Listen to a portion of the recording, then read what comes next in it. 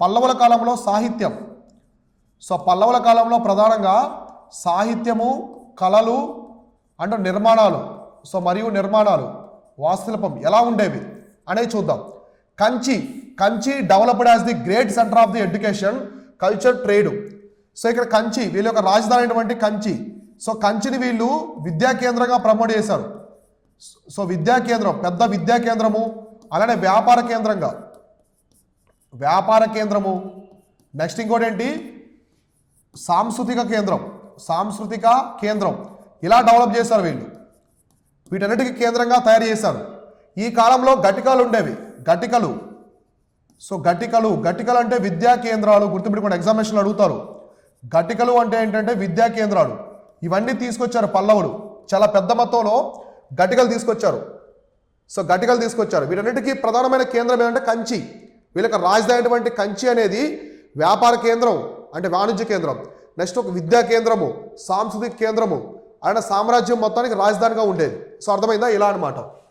Next Tamil language అంటూ Sanskrit ఈ కాలంలో చాలా బాగున్నాయి అనమాట. ఏ భాషలు అంటే తమిళం. సో తమిళం, ఇంకోటి వచ్చేసి సంస్కృతం. తమిళము, సంస్కృతం అనేవి ఈ భాషలు, సంస్కృత భాషలు, తమిళం, సంస్కృత భాషలు అనేవి పీక్ స్టేజ్లో ఉన్నాయి.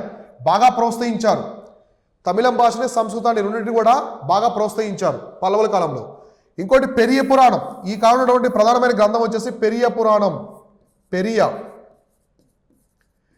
అంటే పెద్దదని అర్థం తమిళ్లో. సో మీరు తమిళ్ లాంగ్వేజ్లో పెరియ అంటే, పెరియపురం అంటే పెద్దపురం, చాలా పెద్దదని. పెరియక్క అంటే పెద్దక్క అని అర్థమైందా, ఇట్లా పిలుస్తుంటారు. పెరియ అంటే చాలా పెద్దది అని అర్థం. పెరియపురం అంటే పెద్ద పురాణం అని. అంటే ఇది దేనికి సంబంధించిందంటే పెరియపురం అనేది collection of songs in love and devotee of Shiva. అంటే శివుడి యొక్క దైవం, ఆ భక్తి, శివుడి యొక్క భక్తి పాటలు ఇందులో ఉంటాయన్నమాట. శివుడికి సంబంధించిన భక్తి, ఆయనకి సంబంధించిన పాటలు ఇవన్నీ కూడా ఈ పురాణంలో ఉంటాయి. దీన్ని ఏమంటారు అంటే పెరియ పురాణం అంటారు, గుర్తుపెట్టుకోండి. సో పెరియ పురాణం అంటారు. ఇది ఎవరికి సంబంధించి అంటే శివుడికి సంబంధించింది, శైవులకి సంబంధించింది. నైనార్లు అంటాం కదా, శైవులకు సంబంధించి ఇది చాలా పెద్ద గ్రంథం. అందులో ఏముంటాయంటే శివుడికి సంబంధించినటువంటి పాటలు, ఆయనకి చూపించే భక్తి, ఇవన్నీ కూడా ఆ పెరియ పురాణంలో ఉంటాయి. ఇంకోటి వచ్చేసి ఏంటంటే చూడండి, ఇంకోటి వచ్చేసి దివ్య ప్రబంధం, నలయిర్ సంబంధించినటువంటి దివ్య ప్రబంధం. సో నలయిర్ దివ్య ప్రబంధం. సో నలయిర్ దివ్య ప్రబంధం అంటే పెరియ పురాణం లాగే ఇది విష్ణువు పాటలు అనమాట. ఆయన ఒక భక్తి, విష్ణువు భక్తి పాటలు, విష్ణువుకు సంబంధించిన భక్తి పాటలు అవన్నీ కూడా ఇందులో ఉంటాయన్నమాట. నలయిర్ దివ్య ప్రబంధంలో ఉంటాయి. పెరియ పురాణంలో శివుడికి సంబంధించి, అంటే శైవులు, నైనాలకు సంబంధించి. ఈ దివ్య ప్రబంధంలో విష్ణువుకి సంబంధించి, అంటే అలవారులు వైష్ణవులకు సంబంధించి ఇందులో ఉంటాయన్నమాట. ఈ విధంగా పల్లవుల కాలంలో శైవ మతం, వైష్ణవ మతం అనేవి చాలా పెద్దగా డెవలప్ అయ్యాయి, అభివృద్ధి చెందాయి. అందుకే బౌద్ధ మతం, జైన మతం అని క్షీణించిపోయాయి అనమాట. ఓకేనా, ఇలా శైవులకు సంబంధించి పెరియ పురాణము, విష్ణువులకు సంబంధించి ఈ యొక్క దివ్య ప్రబంధం అనేవి ఉండేవి. ఓకేనా. నెక్స్ట్ పల్లవుల కాలంలో వీళ్ళు ద్రవిడ ఆర్కిటెక్చర్ అనమాట. సో ద్రవిడ నిర్మాణాలు చేపట్టారు. సో ద్రవిడ శైలిని డెవలప్ చేశారు. ఈ ద్రవిడ శైలిలోనే వీళ్ళు ఆలయాలు ఇవన్నీ నిర్మించారు పల్లవులు. సో పల్లవులు నిర్మించారనమాట. ఇందులో ప్రధానమైన లక్షణాలు మనం చూస్తే విమాన, మండపం, గోపురం. కాబట్టి ఏమేమి ఉంటాయి, విమాన, మండపం, గోపురం. సో ఇవన్నీ మనకి కామన్గా ఉంటాయి. మన ద్రవిడ శైలిలో ఉండే లక్షణాలు ఇవన్నీ. ఇవి కనిపిస్తే కళ్ళు మూసుకొని ఆన్సర్ పెట్టేసేయండి. అది ద్రవిడ శైలికి సంబంధించింది. విమాన, తర్వాత వచ్చేసి మండపం, గోపురం. సో ఇప్పుడు మనం చూద్దాం ఎలా ఉంటుంది సౌత్ ఇండియా టెంపుల్స్. మనకి సౌత్ ఇండియా టెంపుల్స్లో మామూలుగా ఎలా ఉంటాయి, పెద్ద గోపురం ఉంటుంది, ఇలా గోపురం ఉంటుంది, అవునా కాదా. ఇలా ఇక్కడి నుంచి మనం ఎంట్రీ ఇస్తాం. సో ఇక్కడ నుంచి మనము ఎంట్రీ ఇస్తాం. సో ఇక్కడ ఇలా ఉంటాయన్నమాట. ఇలా ఉంటాయి. ఇక్కడంతా విగ్రహాలు. సో ఇక్కడంతా విగ్రహాలు ఉంటాయి. పైన మనకి ఇలా ఉంటాయి. ఇలా ఉంటుందా. దీనిలో ఎంట్రీ ఇచ్చిన తర్వాత ఇక్కడ ధ్వజస్తంభం ఉంటుంది. సో పెద్ద ధ్వజస్తంభం కూడా మనం చూస్తాం. ధ్వజస్తంభం ఉంటాయి. సో ధ్వజస్తంభానికి సంబంధించి ఇక్కడ నుంచి మండపం మొదలవుతుంది. ఇక్కడ గర్భగుడి ఉంటుంది. సో ఇక్కడ గర్భగుడి ఉంటుంది. ఇలా ఉంటుంది మన సౌత్ ఇండియా టెంపుల్, అవునా కాదా. సో ఇలా ఉంటాయి మన టెంపుల్స్ అనేవి, ఇలా ఉంటాయి, అవునా కదా. ఇక్కడ చిన్నగా ఉంటుంది, ఇక్కడ వెడల్పుగా ఉంటుంది. ఇలా సౌత్ ఇండియన్ టెంపుల్స్ ఉంటాయి. ఇప్పుడు మనం ఇక్కడ నుంచి ఎంట్రీ ఇచ్చి ధ్వజస్తంభం నుంచి వెళ్తే ఇక్కడ ఉంటాం మనం, ఇక్కడంతా మనం ఉంటాం. ఇది వచ్చేసి గర్భగుడి అనమాట. కాబట్టి ఇక్కడ మనం చూసుకుంటే గోపురం, రాజగోపురం ఉంటాయి, గోపురం, మండపం, సో మండపం, నెక్స్ట్ విమాన ఇలా ఉంటాయన్నమాట. గర్భగుడి, అవునా కాదా? మీరు సౌత్ ఇండియా ఏ టెంపుల్స్ అని వెళ్ళండి, తిరుమలకి వెళ్ళండి, అరుణాచలం వెళ్ళండి, తర్వాత మీరు శ్రీకాళహస్తికి వెళ్ళండి, మన యాదగిరి నరసింహస్వామి టెంపుల్కి వెళ్ళండి, ఎక్కడికి వెళ్ళినా సరే ఇలానే ఉంటాయి. రాజగోపురం ఉంటుంది, పెద్ద రాజగోపురం ఎంట్రీలో ఉంటుంది. మీరు అరుణాచలం, శ్రీరంగం, శ్రీకాళహస్తి, ఇంకా అరుణాచలం అక్కడ చూడండి ఎంత పెద్ద రాజగోపురాలు ఉంటాయి, చాలా పెద్దవి. మన సౌత్ ఇండియాలో చాలా పెద్దవి ఉంటాయి. మీరు అదే నార్త్ టెంపుల్స్, నగరా స్టైల్, ఉత్తర భారతదేశంలో ఆ నిర్మాణం నిర్మించేది నగరా శైలి. ఆ శైలి ఇట్లాంటివి ఉండవు. మీరు ఎక్కడైనా నార్త్ టెంపుల్స్కి వెళ్ళండి, బిర్లా మందిర్ ఉంది మనకి నార్త్ టెంపుల్ ఇక్కడ హైదరాబాద్లో, ఇంకా చాలా ఉంటాయి. నార్త్ టెంపుల్స్లో ఇట్లాంటి రాజగోపురం ఉండదు, వాళ్ళకి శిఖరా ఉంటుంది. వాళ్ళ ఆలయాలు ఎలా ఉంటాయి నార్త్లో, ఇలా ఉంటుంది. ఫస్ట్ ఇది చాలా పెద్దగా ఉంటుంది, మళ్ళీ ఇది కొంచెం చిన్నగా ఉంటుంది, ఇది చిన్నగా ఉంటుంది. ఇక్కడ వచ్చే స్టెప్స్ ఉంటాయి. సో మీరు అయోధ్య రామ మందిరం చూసారు కదా, ఇలా 2 ఫ్లోర్లు లాగా ఉంటాయి, సో 2 ఫ్లోర్స్ లా ఇది ఇలా ఉంటాయి అన్నమాట. దీన్ని శిఖరా అంటారు. ఇది నార్త్ టెంపుల్. మనకి అయోధ్య రామ మందిరము, వృందావన్ టెంపుల్, బృందావన్ అది, తర్వాత సోమనాథ్ టెంపుల్, ఇవన్నీ ఇలానే ఉంటాయి. కాబట్టి మనది ద్రవిడ శైలి అనమాట, ఈ విధంగా ఉంటుంది. ద్రవిడ శైలి టెంపుల్స్ అనేవి ఇలా ఉంటాయి. ఏముంటాయి? గోపురము, మండపం, విమానం. మండపం ఖచ్చితంగా ఉంటాయి మనకి, గర్భగుడికి ముందు ఉంటుంది మండపం లాగా, అక్కడే మనం కూర్చొని పూజలు అవన్నీ చేస్తాం. విగ్రహం, మూర్తి విగ్రహం, గర్భగుడిలో మూర్తి విగ్రహం ఉంటుంది. సో దేవుడు ఇక్కడ ఉంటాడు, అర్థమైందా? ఇలా మన సౌత్ ఇండియా స్టైల్లో టెంపుల్స్ ఉంటాయి అనమాట. వీటిని ఎవరు తీసుకొచ్చారంటే పల్లవులు. ఈ శైలిని తీసుకొచ్చింది ఎవరంటే పల్లవులే అనమాట. మన సౌత్ ఇండియాలో టెంపుల్స్ నిర్మించిన వాళ్ళు కూడా ఫస్ట్ రాజవంశం పల్లవులే. సో ఇక్కడ వీళ్ళ కాలంలో ఈ టెంపుల్ శైలిని తీసుకొచ్చారు. నెక్స్ట్ 5 రథాస్ అనమాట. ఇలా 5 రథాలు తీసుకొచ్చారు. 5 రథాలు, మోనోలిథిక్ రథాలు, రాళ్లతో నిర్మించారు రథాలు. వీటిని పంచపాండవ రథాలు అంటారు. పంచపాండవ రథాలు అంటారు. ఇవి ఎక్కడున్నాయంటే మనకి మహాబలిపురంలో ఉన్నాయి. సో మహాబలిపురంలో ఈ పంచపాండవ రథాలు ఉన్నాయన్నమాట.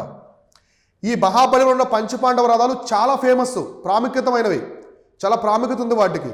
అంటే మోనోలిథిక్, ఒక పెద్ద స్టోన్ని రథంలో చెక్కారు. ఇలా 5 రథాలు ఉంటాయి, వాటిని పంచపాండవ రథాలు అని చెప్పేసి పిలుస్తారు. ఎక్కడున్నాయంటే తమిళనాడులోని మహాబలిపురంలో ఉన్నాయి. ఈ మహాబలిపురం యొక్క నగరాన్ని నిర్మించిందే పల్లవులు. సో అందువల్ల కాబట్టి వాళ్ళ ఆర్కిటెక్చర్లో టెంపుల్సే కాకుండా పంచపాండవ రథాలు కూడా చాలా ఫేమస్ అనమాట. సో ఓపెన్ ఆర్ట్ గ్యాలరీ చూడండి, మీరు మహాబలిపురం వెళ్తే అక్కడ మిమ్మల్ని ఏదో పెద్ద బిల్డింగ్లో తీసుకెళ్లరు, ఓపెన్గా పెద్ద గ్రౌండ్లో ఉంటాయి. పెద్ద ప్రదేశంలో టెంపుల్స్, రథాలు, ఇవన్నీ విగ్రహాలు మొత్తం ఉంటాయి. మహాబలిపురంలో సముద్రానికి దగ్గరగా ఉంటాయి, తమిళనాడులో ఉంటాయి. మీరు ఎప్పుడైనా వెళ్తే చూడండి. విదేశీ యాత్రికులు ఎక్కువగా సందర్శించే ప్రాంతం అది ఇప్పుడు ప్రజెంట్. సో తాజ్మహల్, ఈ మహాబలిపురం చాలా పెద్ద స్థాయిలో ఉన్నాయి, టాప్ పొజిషన్లో ఉన్నాయన్నమాట. కాబట్టి ఇవన్నీ ఎవరి కాలంలో వచ్చాయంట? పల్లవుల కాలంలో నిర్మించారు ఇవన్నీ. ద్రవిడ శైలి టెంపుల్స్, పంచపాండవ రథాలు, ఇటువంటి ఆర్కిటెక్చర్ ఇవన్నీ కూడా, ఓకేనా? సో ఇవి చూడండి టెంపుల్స్ మనకి ద్రవిడ శైలిలో నిర్మించిన టెంపుల్స్. సో ఇవి మీకు 2 తెలియడం కోసం. ఇది నగరా స్టైల్ అనమాట, ఇది నగర శైలి. సో నగర శైలిలో నిర్మించిన టెంపుల్ ఇది ఖజురహో దగ్గర ఉంటాయన్నమాట. నగర శైలి అంటే ఉత్తర భారతదేశంలో. సో ఉత్తర భారతదేశంలో ఉండే టెంపుల్స్ ఇలా ఉంటాయన్నమాట, ఉత్తర భారతదేశంలో. ఇది ఏ శైలి? నగరా శైలి. ఎవరు తీసుకొచ్చారంటే గుప్తులు. ఈ శైలిని తీసుకొచ్చింది ఎవరంటే గుప్తులు. సో గుప్తులు నగరా శైలి టెంపుల్ తీసుకొచ్చారు. ఇదేంటిది? ద్రవిడ శైలిలో నిర్మించారు దీన్ని. ఇది ఎక్కడ ఉంటుందంటే మనకి దక్షిణ భారతదేశంలో ఉంటుంది. సో మీకు క్లారిటీ రావాలని చెప్పేసి ఇమేజ్ తీసుకొని నీట్గా చెప్తున్నాడు. సో ఇది ఎవరు తీసుకొచ్చారంటే పల్లవులు. ఈ ఆర్కిటెక్చర్ తీసుకొచ్చింది ఎవరంటే పల్లవులు. సో పల్లవులు తీసుకొచ్చారు. ఇది డిఫరెన్స్ అనమాట. ఇది ఖజురహో టెంపుల్. సో మన ఖజురహో టెంపుల్స్ ఉన్నాయి కదా, సో ఖజురహో టెంపుల్స్. సో ఖజురహోలో ఉండే టెంపుల్ అంటే ఇది గుప్తులు నిర్మించారు కాదు, ఆ శైలిని తీసుకొచ్చారని. ఇది వచ్చేసి రాజరాజా టెంపుల్. ఇది బృహదేశ్వర టెంపుల్. నిర్మించింది ఎవరు? పల్లవులు కాదు, చోళులు. బృహదేశ్వర ఆలయం ఎవరంటే చోళులు నిర్మించారు ఈ టెంపుల్ని. మీకు ఎగ్జాంపుల్ కోసం తీసుకున్నాను. సో ఇప్పుడు మీకు అర్థమైందా? ఇక్కడ చూడండి, ఇది శిఖర. ఇక్కడ నుంచి కొంచెం తగ్గిందా హైటు, మళ్ళీ కొంచెం తగ్గిందా, మళ్ళీ కొంచెం తగ్గింది, ఇలా ఉండి ఇక్కడ స్టెప్స్ ఉంటాయి. ఇదనమాట, ఈ విధంగా ఉంటుంది టెంపుల్ అనేది. ఎవరిది? ఉత్తర భారతదేశంలో. దీన్ని ఏమంటారంటే శిఖర అంటారు. ఇది కొంచెం హైట్లో ఉంది, ఇది కొంచెం తక్కువ, ఇది తక్కువ, ఇలా స్టెప్స్గా ఉంటాయి. ఇక్కడ మెట్లు ఉంటాయి. ఇక్కడ చూడండి, ఇక్కడ ప్రదక్షిణ పద ఉంటుంది, ఇలా తిరగడానికి అంతా ఇలా ఉంటాయన్నమాట. ఈ విధంగా ఉత్తర భారతదేశంలో టెంపుల్స్ ఆర్కిటెక్చర్ ఉంటుంది. మన సౌత్ ఇండియా చూడండి, ఇది గర్భగుడి. సో ఇది వచ్చేసి గర్భగుడి. గర్భగుడి తర్వాత ఏముంది, మండపం ఉంది. ఇక్కడ చూడండి, ఇక్కడ వరకు మండపం ఉంది. సో ఇక్కడ వరకు మండపం ఉంది. ఇక్కడ పెద్ద ఆర్కిటెక్చర్ ఉంటుంది. సో నిర్మాణం పెద్దది, మనకి రాజగోపురం ఉంటుంది ఇక్కడ. సో ఇక్కడ ద్వారం ఉంటుంది, పెద్ద రాజగోపురం ద్వారం ఉంటుంది. ఇందులో నుంచి ఎంటర్ అయ్యి మండపానికి వచ్చి, మండపం నుంచి గర్భగుడి దగ్గరికి వెళ్ళి మనం మండపంలో నిలబడి దేవుడిని దర్శించుకుంటాం. కాబట్టి ఇలా ఉంటుంది మనకి రాజగోపురము, మండపము, విమాన అంటే గర్భగుడి. ఇలా టైప్స్ ఉంటాయన్నమాట. కాబట్టి ఉత్తర శైలికి దక్షిణ శైలికి డిఫరెన్స్ ఉంటాయి. అర్థమైంది కదా? మీకు ఎగ్జాంపుల్ కోసం ఇమేజ్ తీసుకున్నాను. సో నెక్స్ట్ మనకి ఈ పల్లవుల కాలంలో, రాజుల కాలంలో, పల్లవుల వంశంలో ఎటువంటి రాజు కాలంలో ఎటువంటి టెంపుల్స్ నిర్మించారు అనేది సింపుల్గా చూద్దాం. ఓకేనా? ఫస్ట్ మహేంద్రవర్మన్, మొదటి మహేంద్రవర్మన్. సో మొదటి మహేంద్రవర్మన్ కాలంలో స్మాల్ రాక్ కట్ టెంపుల్స్, మనం చెప్పాం కదా రాతిని తొలచి, సో రాతి ఆలయాలు వచ్చాయన్నమాట. చిన్న చిన్న రాతి ఆలయాలు అనేవి ఈ కాలంలో మొదలయ్యాయి, ఈయన కాలంలోనే. వీటిని ఏమన్నారంటే మండపాలు అని చెప్పేసి పిలిచారు. సో మండపాలు అని చెప్పేసి పిలిచారనమాట. అంటే పెద్ద పెద్ద టెంపుల్స్ కాదు, చిన్న చిన్నవి రాతిని తొలచి చిన్న మండపాల్లాగా తయారు చేశారు, మండపాల్లాగా. కాబట్టి ఈ కాలంలో ఇవి మొదలయ్యాయి. సో నెక్స్ట్ ఈయన ఎగ్జాంపుల్స్ మనం చూసుకుంటే భైరవకొండ టెంపుల్. సో భైరవకోణ అని చెప్పేసి ఒకటి ఉంటుంది, భైరవకొండ అంటారు, దీన్నే భైరవకోణ అంటారు. ఎక్కడుందయ్యా ఈ ప్రదేశం అంటే నెల్లూరు ప్రకాశం బోర్డర్ ఉంటుంది, ప్రకాశం జిల్లాలో ఉంటుంది. నెల్లూరు ప్రకాశం బోర్డర్లో ఉంటాయి. ఇక్కడ చూడండి, ఇవే అనమాట. అంటే ఒక పెద్ద స్టోన్ని 9 శివాలయాలుగా చెక్కారు, రాతిని తొలచి. ఇట్లా ఉంటాయి మండపాల్లాగా, చిన్న చిన్న మండపాలు, ఇట్లా మండపాల్లాగా ఉంటాయి అనమాట. చాలా చాలా బాగుంటుంది, అట్రాక్టివ్గా. ఈస్టర్న్ ఘాట్స్ తూర్పు కనుమల్లో నెల్లూరు ప్రకాశం బోర్డర్లో ఉంటాయి. పెద్ద ఫారెస్ట్ అనమాట అది. అక్కడ జలపాతాలు, ఈ యొక్క టెంపుల్స్, భైరవుడు, అప్పుడు కపాలికలు ఉన్నారు కదా, శివుడిని భైరవుడి రూపంలో పూజించేవాళ్ళు. మనిషి పుర్రెలను భోజనం చేస్తారు, జంతు బలి, నరబలి ఇస్తారు. అటువంటి కపాలికలు అప్పట్లో అక్కడ ఉండేవాళ్ళు. వాళ్ళ ప్రధాన కేంద్రం అప్పట్లో కాకతీయుల కాలం, తూర్పు చంద్ర కాలం అక్కడ ఉండేవాళ్ళు. ఇప్పుడు కూడా భైరవుడి గుడి ఉంది, వాళ్ళు పూజించిన భైరవుడి గుడి గుహలో ఉంటుంది. అది భైరవకొండ అనమాట. దాన్ని ఎవరు నిర్మించారంటే పల్లవులే, ఈయన నిర్మించాడు మహేంద్రవర్మన్. ఇంకోటి వచ్చేసి అనంతేశ్వర టెంపుల్, ఉండవల్లి.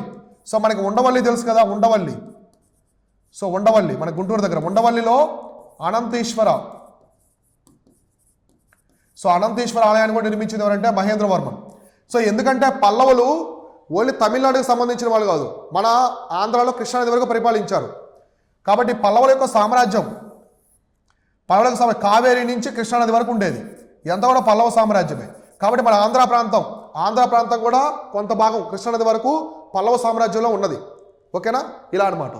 నెక్స్ట్ నరసింహవర్మన్, మహేంద్రవర్మన్ కొడుకునేటువంటి నరసింహవర్మన్ కాలంలో ఎటువంటి ఆలయాలు నిర్మించారు? So mandapas became bigger. ఇక్కడ మండపాలు తీసుకొచ్చాడు, ఇటువంటి చిన్న చిన్నవి, కానీ ఈయన పెద్దగా తీసుకొచ్చాడు మండపాలని. ఆ మండపాలు ఇంకా పెద్ద సైజులో తీసుకొచ్చాడు. ఎవరంటే మహేంద్రవర్మను. ఈయన మహాబలిపురాన్ని నిర్మించాడు. ఆ మహాబలిపురం యొక్క సృష్టికర్త, నిర్మించింది ఎవరంటే నరసింహవర్మను. మోనోలిథిక్ రథాస్ అనమాట, పంచపాండవ రథాలు మనం ఇందాక చెప్పుకున్నాం కదా. సో ఈ మహాబలిపురం నిర్మించింది ఈయన నగరాన్ని. నెక్స్ట్ పంచపాండవ రథాలు, పంచపాండవులు అంటే 5 మంది ఉంటారు. పంచపాండవ రథాలు ఈ మహాబలిపురం ఎవరు తీసుకొచ్చారంటే ఈయనే అనమాట. నెక్స్ట్ ఇంకా మనకి మండపాల్లో, ఇందులో ఇంపార్టెంట్ మండపాలు ఏమున్నాయి? ఇది వచ్చిన ఇంపార్టెంట్ మండపాల్లో ఒకటి వరాహ మండపం. సో వరాహ మండపము, ఇంకోటి మహిషాసుర మర్దిని. మీకు ఇమేజ్ కూడా చూపిస్తాను, మహిషాసుర మర్దిని. సో మహిషాసుర మర్దిని. నెక్స్ట్ త్రిమూర్తి. ఈ 3 మండపాలు చాలా ఇంపార్టెంట్ అనమాట. త్రిమూర్తి. సో నరసింహవర్మన్ తీసుకొచ్చినటువంటి మండపాల్లో వరాహ మండపము, మహిషాసుర మర్దిని మండపము, అలానే త్రిమూర్తి మండపం అనేది చాలా ఫేమస్ అనమాట. చాలా ఇంపార్టెంట్ మండపాలు ఇవన్నీ కూడా. అర్థమైందా? సో ఈ మండపాలు నిర్మించింది ఎవరంటే నరసింహవర్మన్ అనమాట. మహేంద్రవర్మన్ కొడుకు అయినటువంటి నరసింహవర్మను మహాబలిపురం నగరాన్ని నిర్మించి అక్కడ ఇవన్నీ నిర్మించాడు. ఇవన్నీ ఎక్కడున్నాయంటే మనకి మహాబలిపురంలో ఉంటాయి. ఓకేనా? సో చూడండి, ఇవన్నమాట ఆ మండపాలు. ఇందాక మనం చెప్పుకున్నాం కదా, ఇది డిఫరెంట్గా ఉన్నాయి. చూడండి, ఇది మహిషాసుర మర్దిని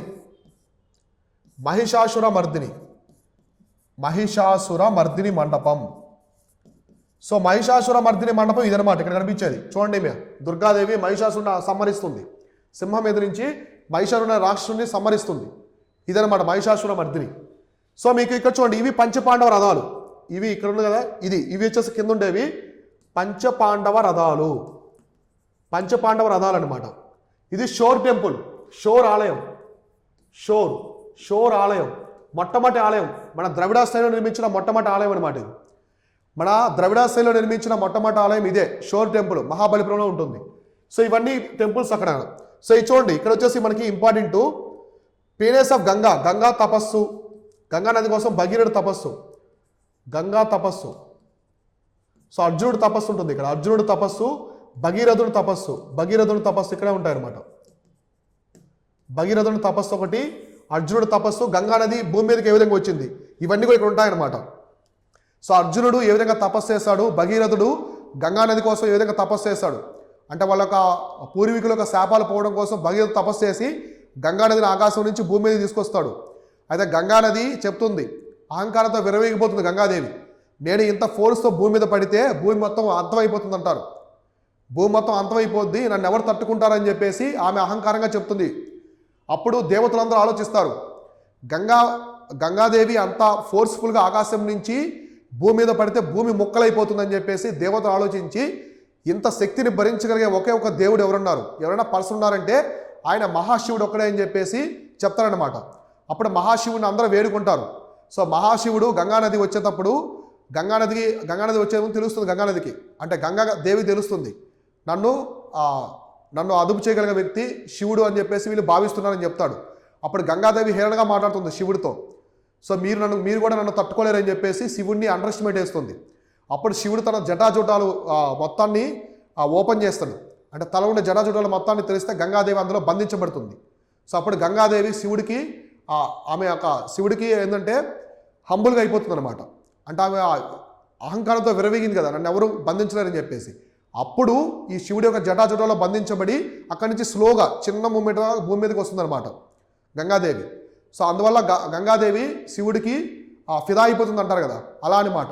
సో ఆ విధంగా శివుడిని హంబుల్గా భావించి శివుడు చాలా శక్తివంతమైన భావిస్తుంది గంగాదేవి. సో ఇట్లా అక్కడి నుంచి మన గంగాదేవి అనేది వస్తుందన్నమాట. చిన్నగా ఫోర్స్ఫుల్గా భూమి అనేది అంతం అవ్వకుండా చిన్నగా స్లోగా వస్తుందన్నమాట. కాబట్టి ఆ భగీరథ తపస్సుకు సంబంధించిన విగ్రహాలు కూడా ఇక్కడ ఉన్నాయి. ఎక్కడంటే మహాబలిపురంలో ఉన్నాయన్నమాట. అయితే మన నెక్స్ట్ రాజు వచ్చేసి రాయసింహ అంటే రెండవ నరసింహవర్మన్. రాజసింహ అన్న రెండవ నరసింహవర్మన్ ఒకటే అనమాట. So free standing structures of temples అంటే ఇలాంటి టెంపుల్స్ అనమాట తీసుకొచ్చాడు. ఎస్పెషల్లీ మనకి షోర్ టెంపుల్ మనం చూసాము ఇందాక, షోర్ ఆలయం అంటే పల్లవుల కాలంలో టెంపుల్స్ వచ్చాయి. ఇందాక ముందు వాళ్ళంతా కూడా టెంపుల్స్ నిర్మించలేదు, మండపాలు నిర్మించారు. కానీ మొట్టమొదటి ఆలయాన్ని నిర్మించింది రాయసింహ నిర్మించాడు షోర్ ఆలయం. అంటే రెండవ నరసింహవర్మన్ అయిన రాయసింహ అన్న రెండవ నరసింహవర్మన్ ఒకటే, ఓకేనా. ఈయన ఇదొక temple, Olakkanesvara temple, Mukunda Narayana temples Mahabalipuram నిర్మించాడు. షోర్ ఆలయం ఒకటి,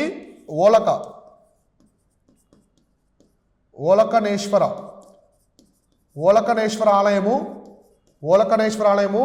నెక్స్ట్ వచ్చేసి ముకుంద నారాయణ ఆలయం. ఈ ఆలయాన్ని ఎక్కడ నిర్మించాడు? మహాబలిపురంలో. సో మహాబలిపురంలో నిర్మించాడు ఎవరు? ఈ రెండవ నరసింహవర్మన్ అంటే రాజసింహ. నెక్స్ట్ మహాబలిపురంలో. Next Kailasanatha temple and Vaikuntha Perumal temple in కాంచీపురంలో మళ్ళీ 2 టెంపుల్స్ నిర్మించాడు. ఈయన కాంచీపురం నిర్మించిన టెంపుల్స్ ఏంటంటే ఒకటి వచ్చేసి కైలాసనాథ ఆలయం. సో కైలాసనాథ ఆలయం ఒకటి, ఇంకొకటి వచ్చేసి ఏంటంట వైకుంఠ పెరుమాళ్ టెంపుల్. వైకుంఠ పెరుమాళ్ అంటే వీళ్ళు శివుని పూజించారు, విష్ణువుని పూజించారు. వైకుంఠ పెరుమాళ్ టెంపుల్ ఇక్కడ చూడండి మీకు కనిపిస్తున్నాయి కదా. So Vaikuntha Perumal temple, Kailasanath temple, Vaikuntha Perumal temple ఇవి నిర్మించాడు అనమాట. ఎవరు? ఈ యొక్క రాజసింహ నిర్మించాడు. అందుకే ఈ స్ట్రక్చర్ని ఏమంటారంటే రాజసింహ స్టైల్ అంటారు. ఇక్కడి నుంచి ఈయన ఆలయాలు నిర్మించింది, పెద్ద ఆలయాలు నిర్మించింది పల్లవ సామ్రాజ్యంలో రాజసింహనే. అంతకుముందంతా మండపాలే ఉంటాయి. ఇక్కడ పల్లవులు షోర్ ఆలయం నుంచి మొదలయ్యాయి అనమాట. ఈ టెంపుల్ నుంచి మొదలయ్యాయి, ఇది ఫస్ట్. సో ఇక్కడ నుంచి ఆలయ నిర్మాణం మొదలైంది సౌత్ ఇండియాలో. నెక్స్ట్ వచ్చిన వాళ్ళంతా కూడా ఫాలో అయ్యే ఆల్రెడీ ఏంటంటే రాజసింహ స్టైల్ అనమాట. కాబట్టి తర్వాత వచ్చిన కదా రాజసింహ స్టైలు, రాయసింహ శైలిలో నిర్మించారు. మనకి మాతంగేశ్వర ఆలయం, ముక్తేశ్వర ఆలయం తర్వాత టెంపుల్స్ ఏమున్నాయంటే తర్వాత అంటే రాయసింహ తర్వాత వచ్చిన రాజులు నిర్మించిన నందివర్మను మిగతా వాళ్ళు నిర్మించిన టెంపుల్స్ ఏంటంటే మాతంగి సో మాతంగేశ్వర ఆలయం, ఒకటి మాతంగేశ్వర ఆలయము, ఇంకోటి వచ్చేసి